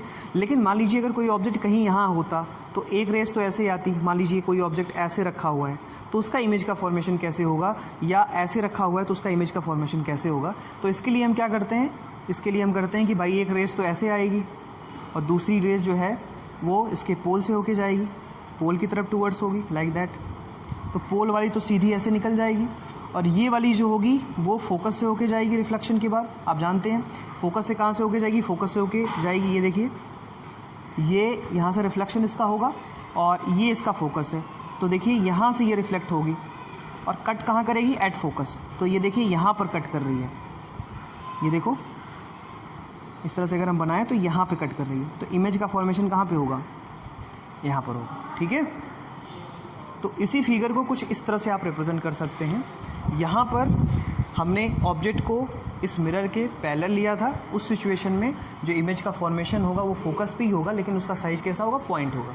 लेकिन बाय द वे अगर ये मान लें कि इसका इमेज जो है कुछ इस तरह से रखा हुआ है या इस तरह से रखा हुआ है, तो रेज इस प्रिंसिपल एक्सिस के पैरेलल ना करके ऐसे आ रही हैं। तो पहली वाली जो इसके हेड से जो रेज आ रही है वो तो जाएगी रिफ्लेक्ट होकर के ऐसे निकलेगी, फोकस से होके नहीं जाएगी। क्यों, क्योंकि ये इसके पैरेलल नहीं है, तो इस तरह से निकल जाएगी। ठीक है। ये वाली रेज देखो, लाइक दैट, इस तरह से। ठीक है। और दूसरी वाली जो इसके पोल से होके जा रही है, इसके पोल से होके जा रही है, कुछ इस तरह से जाएगी और जहाँ पर ये दोनों कट करेंगी वहीं पे इमेज का फॉर्मेशन होगा। आप देख रहे हैं इन्वर्टेड है, जो इसका हेड ऊपर रहा होगा तो यहाँ पे हेड इसका नीचे हो गया। इमेज का फॉर्मेशन कहाँ पे हो रहा है, फोकस पे हो रहा है। ऑब्जेक्ट की साइज़ बड़ी होगी लेकिन इमेज की हाइट क्या होगी, वो छोटी होगी। तो ये जो कंक्लूजन्स हैं वो इसके लिए भी ट्रू हैं। तो इसके लिए दो फिगर आप याद कर सकते हैं, दोनों केसेस वैलिड हैं। आप जब भी एग्जाम में आए तो आप दोनों में से कोई भी बना सकते हैं, दोनों भी क्या हैं, करेक्ट हैं। तो when an object is place at the infinity then image is form by the concave mirror. कहाँ पे बनेगा, एट द फोकस बनेगा, फोकस पे उसका इमेज का फॉर्मेशन होगा। दूसरा, इमेज इज रियल होगा और इन्वर्टेड होगा क्योंकि यहाँ पे एक्चुअल लाइन मीट कर रही है, इसलिए इसका इमेज का जो फॉर्मेशन होगा वो रियल होगा। और इसका जो साइज़ होगा वो साइज़ कैसा होगा, अगर ये वाला केस आप देख रहे हो तो ये तो पॉइंट साइज़ होगा, और अगर ये वाला केस आप देख रहे हो तो इसका जो साइज़ होगा वो ऑब्जेक्ट की साइज़ से क्या होगा, स्मॉलर होगा। उसका साइज़ जो होगा वो क्या होगा, छोटा होगा। ठीक है। तो आई होप ये पहला वाला केस आपको बिल्कुल से क्लियर हो गया होगा। अब हम लोग जो है नेक्स्ट लेवल पे चलते हैं, अगले केस को स्टडी करते हैं। फिर लास्ट में हम लोग एक चार्ट प्रिपेयर करेंगे और उस चार्ट में हम सबको क्या करेंगे, नोट कर लेंगे। चलिए सेकेंड कंडीशन जो है हम यहाँ पर देखते हैं। तो सेकेंड कंडीशन में क्या करना है, सेकेंड कंडीशन में हम लोग ऑब्जेक्ट को कहाँ पर प्लेस करेंगे? सेकंड कंडीशन में हम लोग जो है ऑब्जेक्ट को बियॉन्ड सी प्लेस करेंगे, है ना। अब इस बार हम क्या करेंगे? ऑब्जेक्ट को बियॉन्ड सी। तो सेकंड केस है कॉन्केव मिरर में, when object is placed beyond C, beyond C, centre of curvature, ठीक है। अब इस ऑब्जेक्ट को हमने कहाँ पे प्लेस किया? Beyond C. अब हमें इसकी लोकेशन पता है कि इसको हम कहाँ प्लेस कर रहे हैं, ये लोकेशन हम लोग जो है ऑलरेडी जानते हैं। तो देखिए आप यहाँ पर हमारे पास एक कॉन्केव मिरर है, ये प्रिंसिपल एक्सिस है, ये इसका पोल है, पोल से एफ डिस्टेंस पे फोकस होगा और ये आपका कर्वेचर है। तो अब हमें ये पता है कि ऑब्जेक्ट जो है उसकी लोकेशन क्या है। तो हम एज्यूम कर लेते हैं कि ऑब्जेक्ट की जो लोकेशन वो बियॉन्ड सी है और इस तरह से जो है इस एक्सिस के ऊपर अप साइड डायरेक्शन में क्या करा गया है, रखा गया है। इसकी लोकेशन ए और बी मान लेते हैं और इसकी हाइट जो है हम कितनी मान लेते हैं? एच मान लेते हैं। This is the height H, right. अच्छा, इसमें डिस्टेंसेस का थोड़ा सा मैं आपको बता दूं कि पोल से फोकस की जो डिस्टेंस होती है उसको हम फोकल लेंथ कहते हैं। सी कर्वेचर की पोल से जो डिस्टेंस होती है उसको हम आर से रिप्रेजेंट करते हैं, इसे कहते हैं हम रेडियस ऑफ कर्वेचर। ऑब्जेक्ट की जो डिस्टेंस पोल से होती है इसे हम यू से रिप्रेजेंट करते हैं और जो इमेज का फॉर्मेशन होगा उसे हम किससे रिप्रेजेंट करेंगे? वी से रिप्रेजेंट करेंगे। तो ये बेसिक चीज़ें जो हैं आपको पता हैं और वो बेसिक चीज़ों के बेसिस पे जो है हम आगे की बात करेंगे। तो आइए देखते हैं कि किस तरह से बियॉन्ड सी पर रखने पर इमेज का फॉर्मेशन होगा। तो पहला तो हमने ऑब्जेक्ट को यहाँ पर रखा एच हाइट का और हम देखते हैं कि इसका इमेज का फॉर्मेशन होता है। तो इसके इमेज का फॉर्मेशन किस तरह से होगा? इसके लिए हम लोग क्या करते हैं? इसके लिए हम लोग क्या करते हैं? इमेज का फॉर्मेशन क्या करते हैं? डिराइव करते हैं और देखते हैं। देखिए, तो पहली वाली रे तो क्या होगी? इसके हेड से जाएगी। तो पहली वाली रे को हमने इस तरह से जो है कहाँ पे भेज दिया? पैरेलल भेज दिया। तो पैरेलल जाने वाली रेस आपने रूल पढ़ा है कि कॉन्केव मिरर से रिफ्लेक्ट होकर के फोकस से होकर के जाएगी। तो ये फोकस से होकर के चली गई इस तरह से, ठीक है। तो हमने एरो इधर की तरफ लगा दिया कि ये फोकस से होकर के कुछ इस तरह से चली गई। अब दूसरी रेस को हमें इस लोकेशन से भेजना है ताकि उसके इमेज का फॉर्मेशन हो सके। तो हमने दूसरी लोकेशन को इसके कर्वेचर से भेजा। ध्यान से समझिए, इसके कर्वेचर से हमने कुछ इस तरह से भेजा। तो आप देखिए जो कटिंग हो रही है वो यहाँ पे हो रही है। तो कर्वेचर से जाने वाली जो रेज होती हैं, आप जानते हैं कि इस पॉइंट सी से पास होने वाली जो रे होगी टकराने के बाद सेम डायरेक्शन में वापस आ जाएगी। तो जब ये वापस आएगी तो इस पॉइंट पे कट करेगी, इस पॉइंट पे कट करेगी। तो ये इमेज का फॉर्मेशन यहाँ पे हो जाएगा और ये हो गया आपके पास, this is the A dash और ये हो गया बी डैश और इसकी हाइट जो होगी वो कितनी होगी? एच डैश, ठीक है। आई होप इतनी बात आपके समझ में आ गई होगी। So when an object is placed beyond C, then its image is formed between C and F। Radius of curvature और फोकस के बीच में उसके इमेज का फॉर्मेशन होता है और उसकी जो साइज़ होती है। तो अब हम लोग जो है इसमें नोट कर लेते हैं, when an object is placed beyond C, then image formed by concave mirror is, क्या होगा? कॉन्केव मिरर से जो इमेज का फॉर्मेशन होगा उसका नेचर क्या होगा? तो सबसे पहले ये जो फॉर्म होगा वो कहाँ पे फॉर्म होगा? बिटवीन सी एंड एफ, ठीक है, फोकस और कर्वेचर के बीच में। देखिए ये कर्वेचर हो गया, ये फोकस, इमेज कहाँ बन रहा है? फोकस और कर्वेचर के बीच में बन रहा है। ये लोकेशन आइडेंटिफाई हो गई। सेकेंड, क्योंकि ये रियल लाइंस मिल रही हैं यहाँ पर, देखिए इधर से भी रियल लाइन आ रही है, इधर से भी रियल लाइन आ रही है। लाइन का मतलब रे, रियल रेज आ रही हैं, रियल रेज आ रही हैं। तो इसका जो इमेज फॉर्मेशन होगा कैसा होगा? इमेज जो होगा वो रियल इमेज होगा। कैसा होगा? रियल इमेज क्या होगा? और क्योंकि ये इरेक्ट आप देख रहे हैं इसमें इस तरह से फॉर्मेशन हो रहा है और इसका बिल्कुल से क्या हो रहा है? उल्टा हो रहा है। तो हम कह सकते हैं इमेज का फॉर्मेशन जो होगा वो कैसा होगा? इन्वर्टेड होगा। कैसा होगा बेटा? इन्वर्टेड। इन्वर्टेड का मतलब उल्टा। आप देखिए ये ऊपर की तरफ बन रहा है, इसका रिवर्स बिल्कुल से हो गया। तो ये इन्वर्टेड इमेज का फॉर्मेशन यहाँ पर होगा, राइट। सेकेंड प्रॉपर्टी हो गई। थर्ड नेचर में जो इसका हम लिख सकते हैं, थर्ड नेचर में हम लोग लिख सकते हैं कि ये जो इसका साइज़ होगा, इसका जो साइज़ होगा it is smaller than object, smaller than object, ठीक है। तो सेकेंड केस में ये तीन प्रॉपर्टीज़ निकल के आती हैं कि जब हम लोग किसी भी ऑब्जेक्ट को कहाँ पे रखते हैं? बियॉन्ड सी रखते हैं, तो इसका जो इमेज का फॉर्मेशन होता है it is between C and F and it is real inverted and smaller in size. तो आपके एग्जाम में यही सारी चीज़ें जो है पूछी जाती हैं, तो ये काफ़ी इंपॉर्टेंट है, इस चीज़ को समझते रहिए। तो हम लोगों ने सेकंड केस भी डिस्कस कर लिया कि सेकंड केस में किस तरह से जो है इमेज का फॉर्मेशन होगा और इसका क्या नेचर होगा। अब हम लोग जो है थर्ड पार्ट पे आते हैं और थर्ड कंडीशन को क्या करते हैं, स्टडी करते हैं। जब ऑब्जेक्ट को हम कहाँ पे रखेंगे, सी पर रखेंगे, मतलब सेंटर ऑफ कर्वेचर पे इसे क्या करेंगे हम लोग, प्लेस करेंगे, तो इसके इमेज का फॉर्मेशन क्या होगा, राइट। तो let me see that. So third point is that when object is placed at C, जब हमने ऑब्जेक्ट को कहाँ पे प्लेस कर दिया, C पर प्लेस कर दिया, तो इसका इमेज का फॉर्मेशन किस तरह से होगा। तो आइए देखते हैं इसको। तो ये हमारे पास जो है एक कॉन्केव मिरर है, इस तरह से बना दिया। ये पॉइंट पोल हो गया, पोल से पास होने वाली प्रिंसिपल एक्सिस, ये आपका F है और ये आपका C है, ठीक है। और ये आपका क्या है, दिस इज़ द P, ठीक है। अब हम कह रहे हैं कि ऑब्जेक्ट को कहाँ पे रखेंगे, C पर रखेंगे। तो हमने ऑब्जेक्ट को कहाँ रख दिया, C पर रख दिया। तो पहली रेस तो ये ऑब्वियसली है कि पहली रेस पैरेलल जाएगी और रिफ्लेक्ट होकर के C इससे होकर के जाएगी, ठीक है। बात समझ में आ रही है।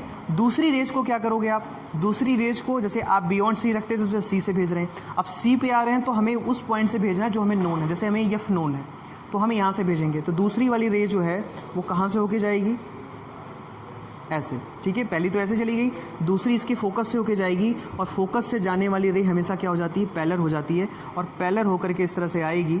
इसको मैं थोड़ा सा और ऐसे बनाता हूँ, पैरेलल होकर के आएगी और कुछ यहाँ पे इस तरह से कट करेगी, जस्ट इसके नीचे, ठीक है, जस्ट सी के नीचे क्या करेगी, कट करेगी, ठीक है।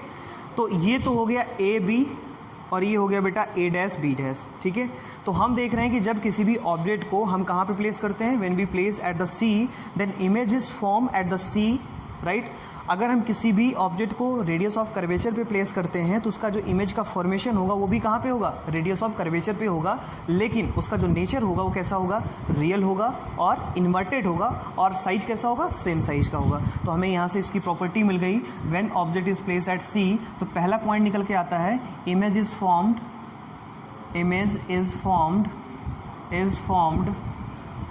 एट सी।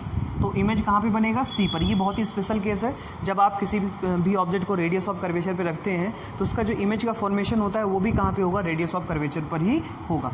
सेकंड पॉइंट निकल करके आता है कि जो इमेज होगा वो तो रियल होगा और कैसा होगा, इन्वर्टेड, मतलब उल्टा होगा। उसका जो जैसे ये एक्सिस के ऊपर बन रहा है तो ये एक्सिस के नीचे बन रहा है, तो कैसा होगा, इन्वर्टेड होगा, right. This is the invert. Third point जो निकल करके आता है कि थर्ड पॉइंट निकल के ये आता है कि इसका जो साइज़ होगा वो कैसा होगा, सेम साइज़ का होगा, same size as object, same size का होगा जैसे कि ऑब्जेक्ट था। तो ये थर्ड पॉइंट हो गया कि जब भी किसी भी ऑब्जेक्ट को आप कहाँ पे रखते हैं, सेंटर ऑफ कर्वेचर पे रखते हैं, तो उसका जो इमेज का फॉर्मेशन होता है वो सेम सिचुएशन में होता है और सेम लोकेशन पर होता है, ठीक है। इतनी बात समझ में आ गई होगी। अब हम लोग जो है आगे बढ़ते हैं और अब हम क्या करेंगे, ऑब्जेक्ट को अभी हमने कर्वेचर पे रखा है, अब हम इसे जो है कर्वेचर और फोकस के बीच में क्या करेंगे, प्लेस करेंगे। तो आप देख रहे हैं कि जैसे जैसे ऑब्जेक्ट को आप मिरर के पास ला रहे हैं वैसे वैसे जो इमेज है वो दूर की तरफ जा रहा है, दूर जा रहा है, ठीक है। इसका मतलब आपको इसका रेसिप्रोकल आपको इमेज का फॉर्मेशन में मिलेगा। तो आप देखते हैं कि जैसे जैसे ऑब्जेक्ट को आप पास में ला रहे हैं वैसे वैसे इमेज क्या हो रहा है, दूर जा रहा है। तो अगला पोजीशन देखते हैं कि जब हम ऑब्जेक्ट को कहाँ पे प्लेस करेंगे, when it is place between C and F, right. तो फोर्थ लोकेशन देख लीजिए, व्हेन ऑब्जेक्ट इज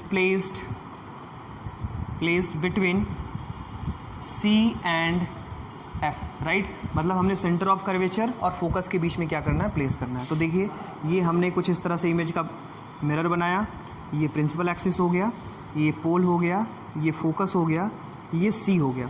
हमने क्या करना है, इसको बीच में रखना है ऐसे, किसके किसके बीच में, सी और एफ के बीच में क्या करना है, हमें इसे क्या कर देना है, प्लेस कर देना है। तो हमें क्या करना है, इसे सी और एफ के बीच में क्या करना है, प्लेस करना है। जब ऑब्जेक्ट को आप सी और एफ के बीच में प्लेस करोगे, जब भी ऑब्जेक्ट को आप सी और एफ के बीच में प्लेस करोगे तो उसका इमेज का फॉर्मेशन कैसे होगा, ये हमें थोड़ा सा देखना है। कैसे होगा, ध्यान से समझिए। पहली रे को तो आप पैरेलल भेज दोगे, यहाँ से देखो ये, तो ये फोकस से होके जा रही है। दूसरी रेज को आप क्या करोगे, इसी फोकस से होकर के भेजोगे, लेकिन ये टकराने के बाद, ध्यान से समझिएगा, ये टकराने के बाद कहीं यहाँ पे कट करेगा, बियॉन्ड सी, है ना। तो जब आपने बियॉन्ड सी रखा था तो इसका इमेज सी और एफ के बीच में बन रहा था, और जब ऑब्जेक्ट को आप सी और एफ के बीच में रख रहे हैं, सी एफ का मतलब आप समझ रहे हैं, सी का मतलब सेंटर ऑफ कर्वेचर, एफ का मतलब फोकस। तो जब किसी भी ऑब्जेक्ट को आप फोकस और सेंटर ऑफ कर्वेचर के बीच में रख रहे हो तो उसका जो इमेज का फॉर्मेशन हो रहा है वो बियॉन्ड सी हो रहा है। मतलब कि जैसे जैसे ऑब्जेक्ट को आप पास ला रहे हो वैसे वैसे जो इमेज है वो दूर की तरफ भाग रहा है। ठीक है, तो ये लोकेशन, ये जो साइज़ है, साइज़ में वेरिएशन अब यहाँ से आना स्टार्ट हो जाएगा। जो ऑब्जेक्ट की साइज़ है और जो इमेज की साइज़ है, आप देख पा रहे हैं इमेज की साइज़ ऑब्जेक्ट की साइज़ से क्या है, ज़्यादा है। तो when an object is placed between C and F, तो पहला पॉइंट निकल के आता है कि इसका जो इमेज का फॉर्मेशन होगा, image formed beyond C, right. ये हमें पता होगा कि इतनी दूरी पे है, ये हमें पता चल जाएगा, image form beyond C, right. Second जो चीज़ निकल के आती है, सेकेंड पॉइंट जो निकल के आएगा, that is because this image is form due to the real rays, so image is form by this is real. तो इमेज कैसा होगा, रियल होगा, क्योंकि ये उल्टा बिल्कुल से बन रहा है तो इसलिए कैसा होगा, इन्वर्टेड होगा। कैसा होगा, इन्वर्टेड। ठीक है, इमेज कैसा होगा, इन्वर्टेड होगा। ठीक है, थर्ड पॉइंट, साइज की बात कर लेते हैं कि इमेज का साइज कैसा होगा। सो इमेज की जो साइज होगी वो ऑब्जेक्ट की साइज से क्या होगी, ज़्यादा होगी, right. So size of the image is greater, मतलब हम ये कहते हैं कि ये क्या हो गया, साइज ऑफ द इमेज क्या हो गया बेटा, this is larger than the object, right. This is the larger than object. तो इमेज की साइज जो होगी वो कैसी होगी, लार्जर देन ऑब्जेक्ट होगी। इसी को हम कहते हैं मैग्नीफाइड हो गया। क्या हो गया, मैग्नीफाइड हो गया, मतलब इमेज क्या हो गया, मैग्नीफाइड हो गया, इमेज क्या हो गया, बड़ा हो गया, आपको बड़ा बड़ा दिखाई देने लगा, right.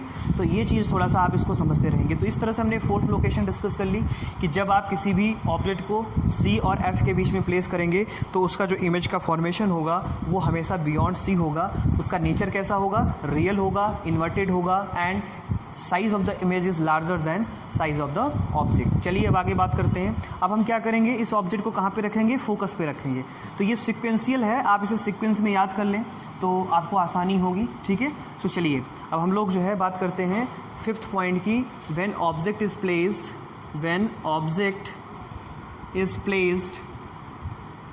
Between placed at focus.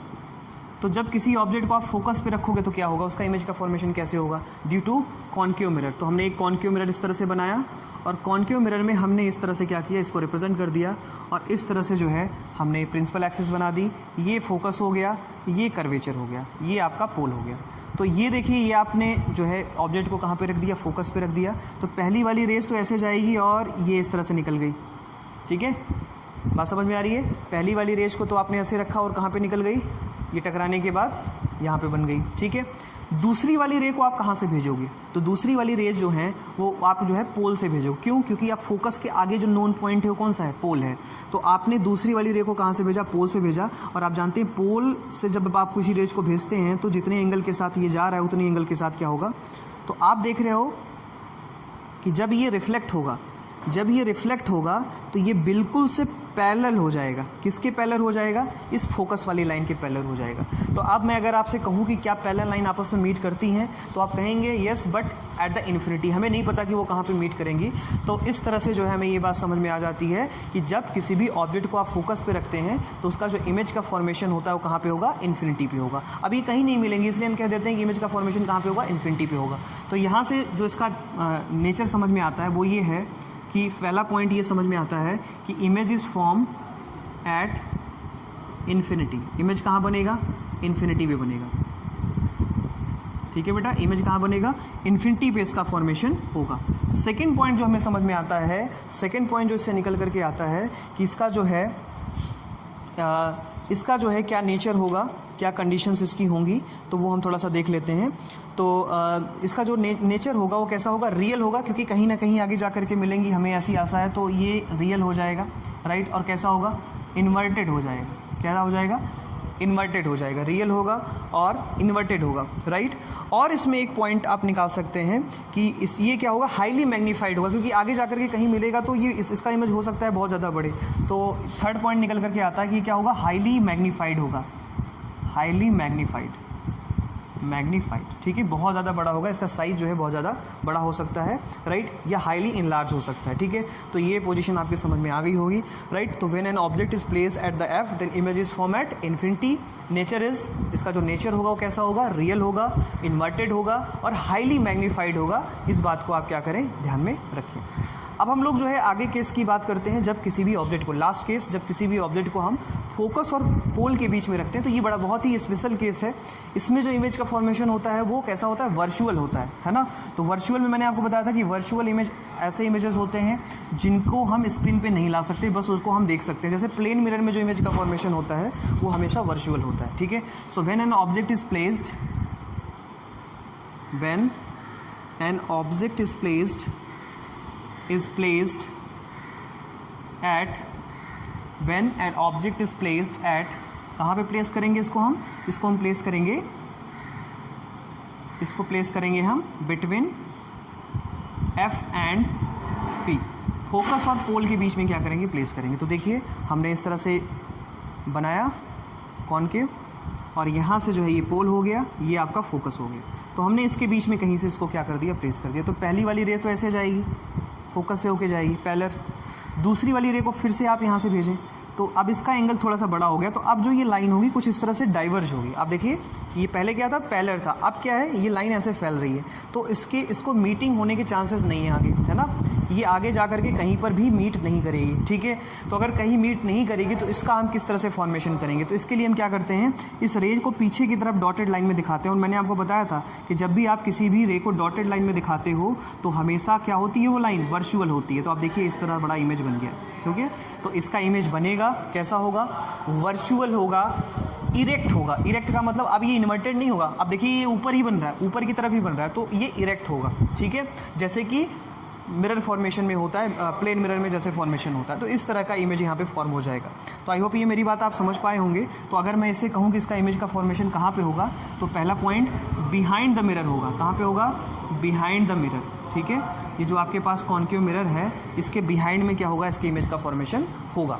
Second point जो यहाँ से निकल करके आता है, इसका जो इमेज होगा वो कैसा होगा, वर्चुअल होगा, क्योंकि रियल लाइन की मीटिंग से ये इमेज नहीं बन रहा है, वर्चुअल होगा।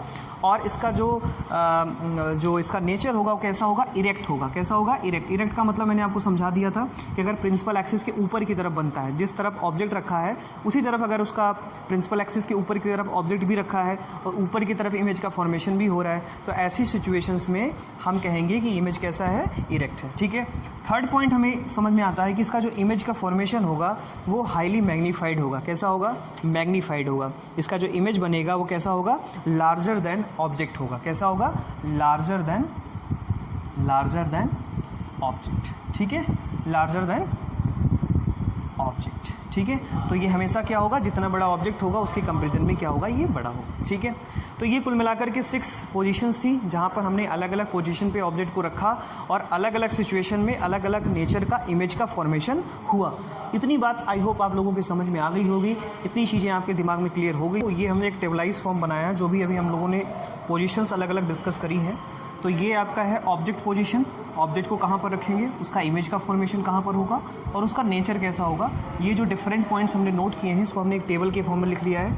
आप भी इस तरह से एक टेबल बना लें, आप इसकी स्क्रीनशॉट ले सकते हैं और लेकर के जो है टेबल आप मेंटेन कर लें ताकि आपको याद करने में आसानी हो, ठीक है। इसको पहले आप देख लें, उसके बाद मैं आपको ट्रिक बताता हूँ कि किस तरह से जो है इसको आपको याद करना है या लर्न करना है। अगर आपने ये टेबल पूरा का पूरा पढ़ लिया तो आपको न्यूमेरिकल जो ऑप्टिक्स में या जो इस स्लाइड के चैप्टर में जो आप न्यूमेरिकल डिस्कस करेंगे उसमें कभी भी कोई प्रॉब्लम आपको नहीं आएगी। आप पहले ही क्वेश्चन को देख करके ये बता सकते हैं कि उसका आंसर कितना होगा, ठीक है। तो ये टेबल बहुत ही इंपॉर्टेंट है। तो this is the image formation by the concave mirror, ये इसका टेबल है। तो सबसे पहली पोजीशन जो है कि जब किसी भी ऑब्जेक्ट को आप कहाँ रखते हो, इन्फिनिटी पे रखते हो, तो उसका जो इमेज का फॉर्मेशन होता है वो फोकस पर होता है, ठीक है। ये इसकी 2 सिचुएशंस मैंने आपको बताई थी। इसका जो साइज होगा वो स्मॉलर देन ऑब्जेक्ट होगा, रियल होगा, इन्वर्टेड होगा। कैसा होगा, रियल होगा और इन्वर्टेड होगा, ठीक है। यहाँ पे मैंने इस तरह से लगा रखा है, इसका मतलब यहाँ से यहाँ तक वाली जो ये 5 पोजीशंस है इसमें सभी के सभी इमेज कैसे होंगे, रियल और इन्वर्टेड होंगे। दूसरा जो पॉइंट है कि हम क्या करते हैं, ऑब्जेक्ट को अब कहाँ पे रखेंगे, बियॉन्ड सी रखेंगे, बियॉन्ड रेडियस ऑफ कर्वेचर रखेंगे। तो हम देखते हैं कि उसका जो इमेज का फॉर्मेशन होता है वो कहाँ पे होता है, between F and C, between focus और रेडियस ऑफ कर्वेचर के बीच में होता है। इसका जो इमेज का फॉर्मेशन होता है वो रियल और इन्वर्टेड होगा, और इसका जो साइज होगा it is the smaller than object. किसके बराबर होगा, स्मॉलर देन ऑब्जेक्ट। ठीक है, तो नेचर में 3 पॉइंट आपको लिखना है, real, inverted and smaller than object. ठीक है, थर्ड पॉइंट है कि जब आप किसी भी ऑब्जेक्ट को कहाँ पे रखते हैं, एट सी रखते हैं, एट रेडियस ऑफ कर्वेचर रखते हैं। तो मैंने आपको बताया कि ये बहुत ही स्पेशल केस है, काफ़ी सारे न्यूमेरिकल्स इसी से सॉल्व हो जाते हैं कि जब किसी भी ऑब्जेक्ट को आप यहाँ पे रखते हैं तो उसका इमेज का फॉर्मेशन कहाँ पे होता है, एट सी ही होता है, और इसका जो साइज़ होता है वो सेम साइज़ का होता है। ऑब्जेक्ट की जितनी साइज़ होगी उतनी ही साइज़ किसकी होगी, इमेज की होगी। इन्वर्टेड होगा और रियल होगा। कैसा होगा, रियल होगा और इन्वर्टेड होगा। आई होप इतनी बात आपके समझ में आ गई होगी। ये बियॉन्ड सी वाली लोकेशन हो गई। फोर्थ पोजीशन है कि जब आप किसी भी ऑब्जेक्ट को एफ और सी के बीच में रखते हो, जब आप किसी भी ऑब्जेक्ट को एफ और सी के मतलब फोकस और कर्वेचर के बीच में रखते हो तो उसका इमेज जो है वो बियॉन्ड सी बनेगा। कहाँ बनेगा, बियॉन्ड सी बनेगा, और इसका जो साइज़ होगा इमेज का वो स्मॉलर देन ऑब्जेक्ट होगा। किससे होगा, that is larger than object होगा, लार्जर देन ऑब्जेक्ट। मतलब कि जब आप बियॉन्ड यहाँ वाले इस वाले एट सी के बाद आप जाएंगे तो इमेज की साइज़ बढ़नी स्टार्ट हो जाएगी। तो जब किसी भी ऑब्जेक्ट को आप बिटवीन एफ एंड सी रखते हैं तो उसका इमेज बियॉन्ड सी बनता है, और इसका जो साइज़ होता है वो लार्जर देन ऑब्जेक्ट होता है, और इमेज कैसा होता है, रियल और इन्वर्टेड होता है। ठीक है, इसके बाद फिफ्थ पॉइंट की बात मैं करूँ तो जो इसका जब किसी ऑब्जेक्ट को आप फोकस पे रखोगे तो उसका इमेज का फॉर्मेशन इन्फिनिटी पे होगा। उसका जो साइज़ होगा वो पॉइंट साइज़ होगा, नहीं सॉरी, इसका जो साइज़ होगा वो लार्जर टू द ऑब्जेक्ट होगा, बहुत ज़्यादा बड़ा होगा। इट इज़ अ हाईली जो है मैग्नीफाइड होगा, और इसका जो नेचर होगा वो रियल और इन्वर्टेड होगा। इसके बाद जो लास्ट केस है वो बहुत इंपॉर्टेंट है। लास्ट केस में हम क्या करते हैं, ऑब्जेक्ट को फोकस और पोल के बीच में रखते हैं। तो फोकस और पोल के बीच में जब रखेंगे तो इसका इमेज जो होगा वो कैसा होगा, वर्चुअल और इरेक्ट होगा। इरेक्ट का मतलब प्रिंसिपल एक्सिस के ऊपर, जिस तरफ ऑब्जेक्ट रखा हुआ है उसी तरफ जो है प्रिंसिपल एक्सिस के उसी डायरेक्शन में क्या होगा, इमेज का फॉर्मेशन भी होगा, और मिरर के पीछे की तरफ इमेज का फॉर्मेशन होगा। और जब मिरर के पीछे की तरफ इमेज का फॉर्मेशन होगा तो उसको हम स्क्रीन पे नहीं ला सकते, इसलिए इसका इमेज कैसा होगा, वर्चुअल होगा, और कैसा होगा, इरेक्ट होगा। ठीक है, ये बात आप समझते रहेंगे। और इसकी जो साइज़ होगी वो हमेशा ऑब्जेक्ट की साइज़ से क्या होगी, ज़्यादा होगी या मैग्नीफाइड होगा। ठीक है, तो ये पूरा का पूरा टेबल है जो मैंने आपको समझाया, और ये काफ़ी इंपॉर्टेंट है। अगर ये टेबल आप अच्छे से समझ लें तो काफ़ी सारी बातें जो है आपकी क्लियर हो जाएंगी। ठीक है, अब यहाँ पे एक बात मैं और आपको बताना चाहूँगा। आप देख रहे हैं कि जैसे जैसे आप मिरर में पास आ रहे हैं, पहले आप इन्फिनिटी थे, फिर सी पे आ गए, फिर एट सी आए, फिर आप एफ और सी, फिर फोकस पे आए, फिर पोल पे आ गए। तो जैसे जैसे आप ऑब्जेक्ट को इमेज के पास लेकर के आ रहे हो, आई मीन ऑब्जेक्ट को मिरर के पास लेकर के आ रहे हो, वैसे वैसे आप देखो इमेज जो है वो क्या हो रहा है, दूर जा रहा है। पहले आप इन्फिनिटी पे रखते हो तो वो फोकस पे बन रहा है, बियॉन्ड सी रखोगे तो एफ और सी पे बनेगा, सी पे रखोगे तो ये एक ऐसी सिचुएशन है जहाँ पे न्यूट्रल कंडीशन होती है। आई मीन सी पे रखोगे तो उसका इमेज का फॉर्मेशन सी पे ही होगा।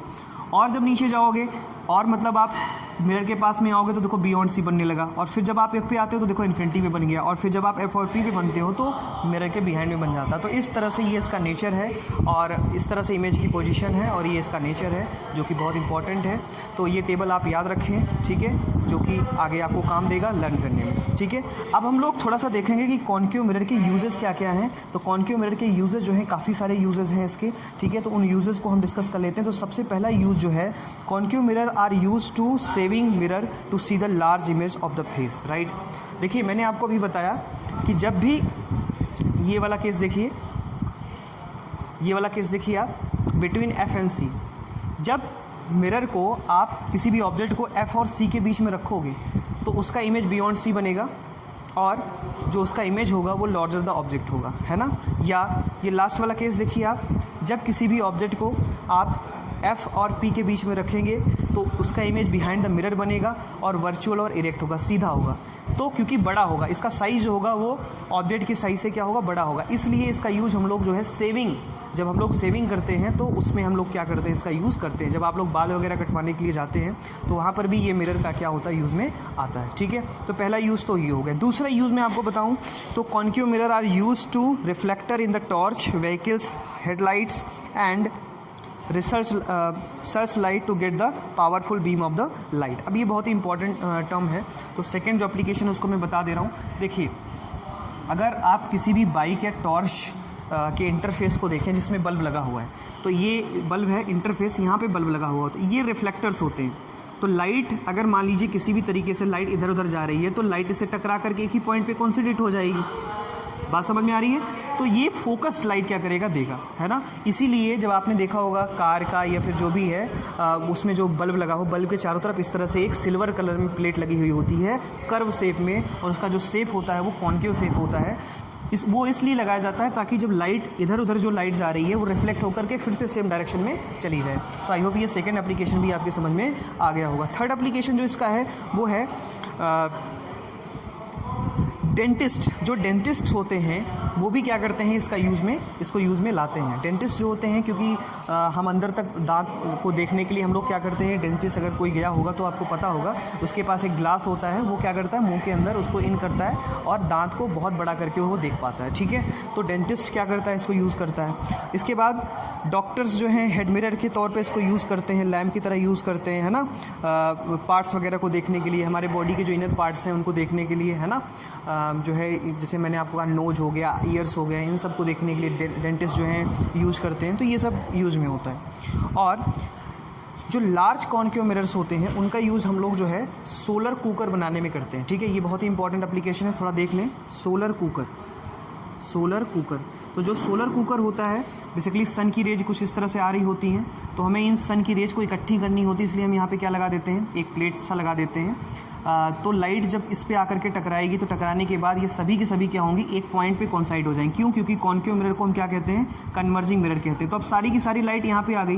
जो लाइट अभी स्कैटर्ड फॉर्म थी वो अब एक ही पॉइंट पे कॉन्साइड हो गई, तो यहाँ का टेम्परेचर बढ़ने लगेगा। अब यहाँ पे हम क्या करते हैं, कुकर लगा देते हैं, तो ये 4 स्टेप पे जाता है और यहाँ का खाना जो रहता है या जो फूड रहता है वो पकना स्टार्ट हो जाता है, ठीक है। तो सोलर कुकर में भी इसका यूज़ में आता है, ठीक है। तो ये थोड़ा सा आप इस चीज़ को समझते रहेंगे। तो इस तरह से जो है कॉन्केव मिरर के बहुत सारे यूजेस हैं और कॉन्केव मिरर का यूज जो है वर्सेटाइल तरीके से करते हैं, ठीक है। तो ये पूरा का पूरा टॉपिक कॉन्केव मिरर का कंप्लीट होता है, राइट। अगले टॉपिक में हम लोग जो है कॉन्वेक्स मिरर में किस तरह से इमेज का फॉर्मेशन होता है इसको डिस्कस करेंगे और उस पर कुछ और इम्पॉर्टेंट बात करेंगे। तो आज के लेक्चर में इतना ही। Thank you so much.